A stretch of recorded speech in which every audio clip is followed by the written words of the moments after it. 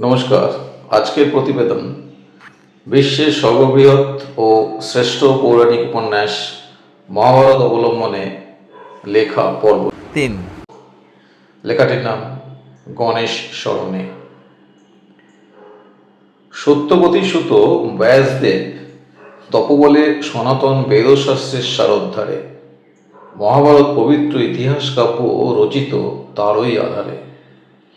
ব্যাস চিন্তামগ্ন কি প্রকারে প্রখ্যাপন রুখিবেন বেদে, ঠিক তক্ষণি ভগবান প্রজাপতি আবির্ভূত হইলেন তপবন ভেদে। ব্যাসদেবের নিবেদন, ভগবান আমার অদ্ভুত কাব্যে আছে বেদ বেদাঙ্গ উপনিষদের সার সংকলন, ইতিহাস ও পুরাণের অনুসরণ ও ভূত ভবিষ্যৎ বর্তমান কালচক্রের সম্যক নিরূপণ। শুধু লিপিকারের জন্য করি আবেদন।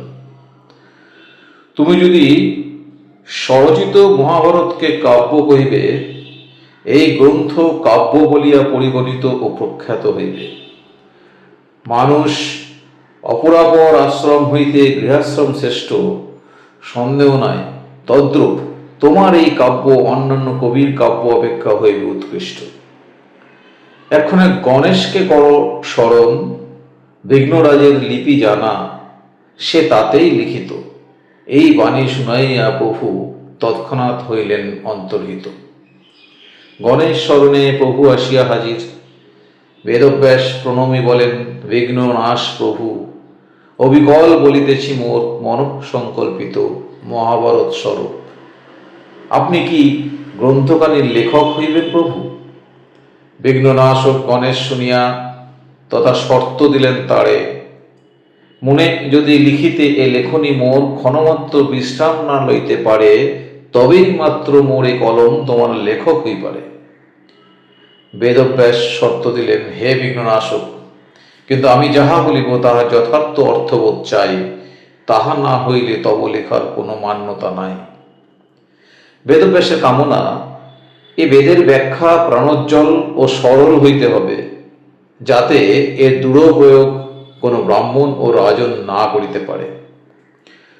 গণপতিও সব শুনিয়া তাহার সম্মতি প্রদান করিলে বেদব্যাস চিন্তিত, এখন সময় চুরি হইবে কেমনে।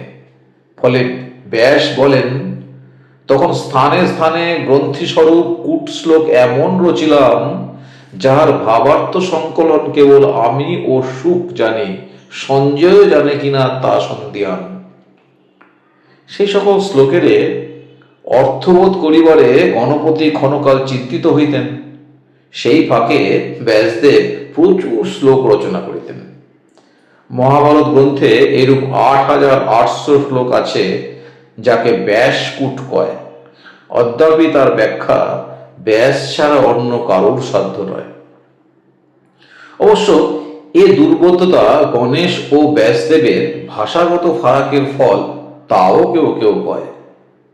এরূপ না জানি কত বিঘ্ননাশ ছিল, যারা যুগে যুগে বেদ বেদান্ত লিখিয়া বেড়াত। নমস্কার।